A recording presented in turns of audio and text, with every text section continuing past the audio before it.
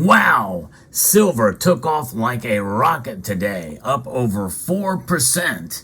It is a good day to celebrate silver's move in the markets because it was relatively unexpected, although I did somewhat predict this activity in a recent video. It's a good day to be happy about silver's direction and its move, but we should also be cautiously optimistic as well. And that means being realistic about silver from here on out towards the end of the year. And we're going to cover that and so much more as we explore.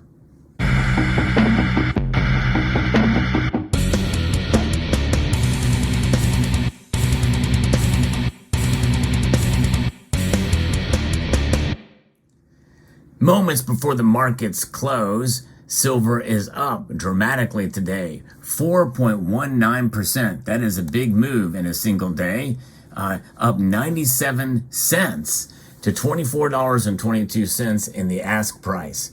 That is a dramatic move to the upside, and we're going to talk a little bit about what has moved the prices. In fact, it all has to do with the inflation numbers, two numbers, the consumer price index and the core inflation.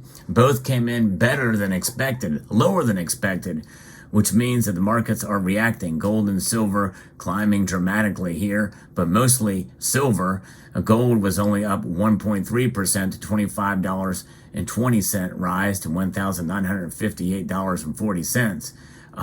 The other metals, platinum and palladium, are both up over 2%, but silver is the winner of the day. It is the king of the castle, the king of the metals, for sure, in its move and its upwards direction here. And I mentioned in a very recent video how this could very well happen. I just didn't expect it to happen this dramatically.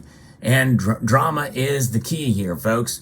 That is the one word I want you to remember through this video and the movement in the markets. In fact, if you could type the word drama down below in some way, to let me know what you think, because it is a dramatic situation, and that drama is always based on emotion, and that's what moves the markets. Yes, indeed. You can have all the technical, analytical skills in the world, but emotion gets thrown in there like a bull in a china shop, and it's just going to tear everything up. It doesn't matter what the resistance, the Fibonacci curves, and all that jazz is, which is why I really don't get into that a whole lot, because it is a science, and there's a lot more art to this, and art is very emotional, and silver is certainly a metal that's reacting today to the positive side. I'm going to be referencing an article here from Neil Christensen from Kitco that talks a little bit about what's going on here. It is outperforming gold in a new upswing after the U.S. government reported weaker than expected inflation pressures.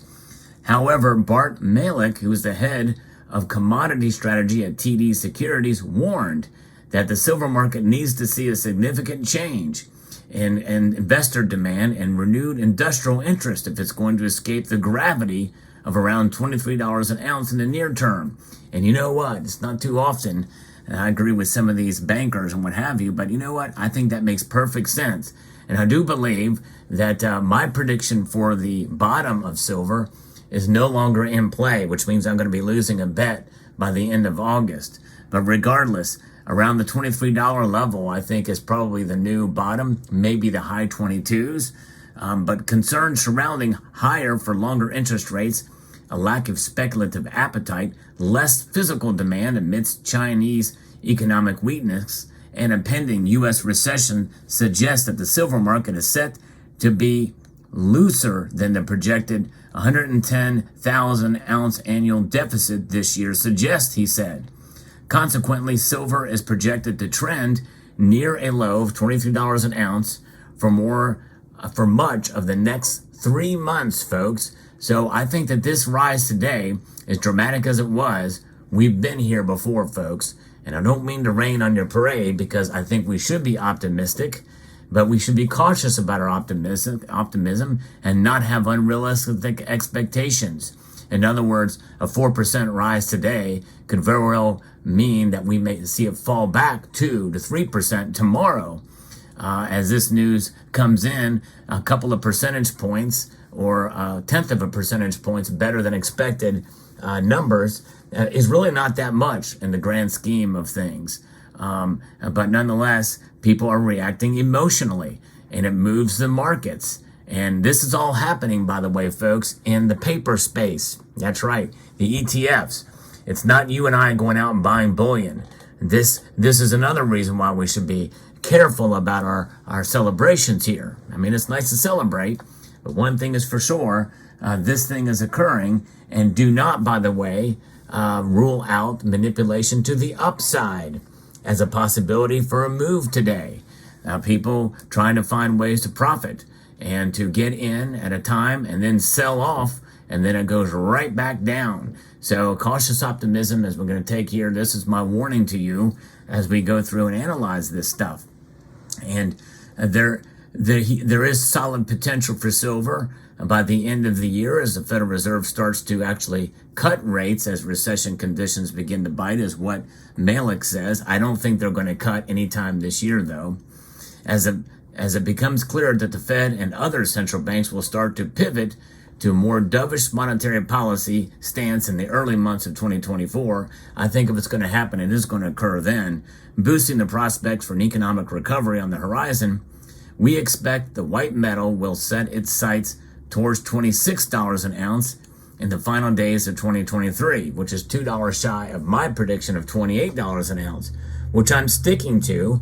But even with today's move, I kind of doubt I'm going to be right about that. So likely Malik here is providing a more reasoned outlook for silver in the short term and towards the end of the year here. Wednesday's cool inflation data is providing solid support for silver. It has not impacted interest rate expectations, though. Markets have all but priced in at the upper 90 percentile range when you look at the Fed Watch tool that we are going to see a 25 basis point rate hike in 2 weeks. But growing optimism that this will be the last rate hike is a major catalyst behind the rally today, which means that they're baking this in, which means that, essentially silver is doing its thing early. There was another analogy I was going to use, but I better not in case kids are listening. But essentially, it's expended all of its energy right now, and it is going to just teeter out towards the end, before the end of the summer here, which means that it has likely only room to go back down now. September silver futures, though, they're trading about $24.10 or so. Right now, the spot price is at $24.22. So that is a signal that it may be short-lived. So despite its recent lackluster performance, silver has been attracting a lot of attention, as many investors are expecting industrial demand driven by the global green energy transition to push prices higher. And this has been a talk that's been there since late last year, especially after the Silver Institute has done its numbers on it, but it's not really bore itself out in the actual price of silver. So we're going to keep hearing this. I'll talk about it too, but nonetheless, it's not having that dramatic of an effect on the price yet, even with today's numbers. So bear that in mind as well too. That should be one of the bigger drivers, right? Supply-demand fundamentals. But what is having an effect today? It's emotional reaction to a couple of percentage points in inflation numbers, which, by the way, to put it in perspective, and I should have said this at the beginning, but I hope you're still listening now because this is important. You think about where we were at last year at this time.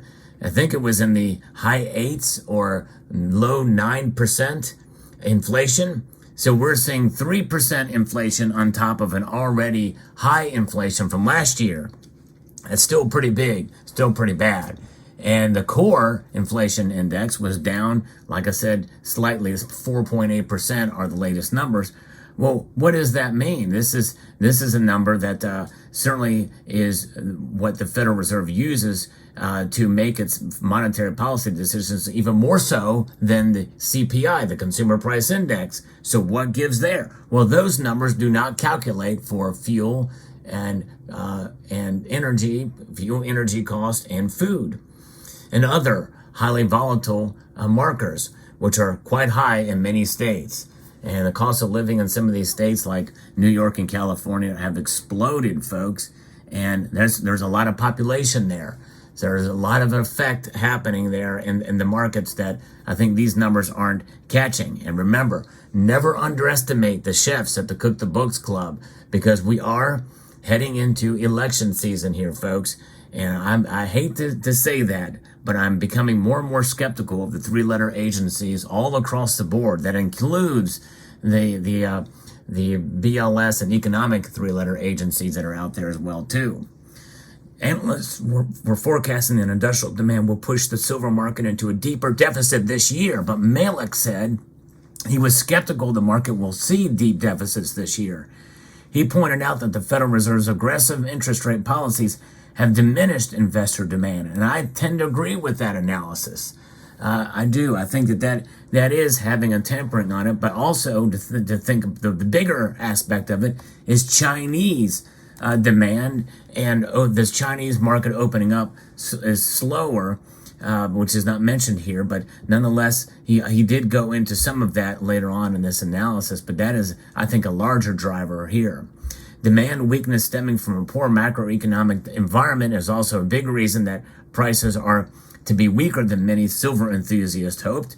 We also believe that a pending U.S. recession and Chinese economic weakness will limit physical investment demand and industrial demand, which means that because China has taken so long to open up, to become fully open again after the pandemic, and the electrification of the global economy grows in order to fight climate change, so-called climate change, the world will face a persistent primary silver deficit over the long term. Silver uptake by the emerging EVs industry, smart devices, electrical grids, solar power generation, and that's expected to use actually more silver per cell than before. Those are going to be driving factors. So it's very interesting and fascinating to see what pushes and pulls silver price. But nonetheless, today is a day to celebrate, but it may be short-lived. So I hope you found this video informative, insightful, and educational. Check out the videos I'm posting here at the end screen for more content. And I'd like to extend a multitude of gratitude to all of you for taking the time to watch this video, and to encourage you to please rate, share, comment, and subscribe.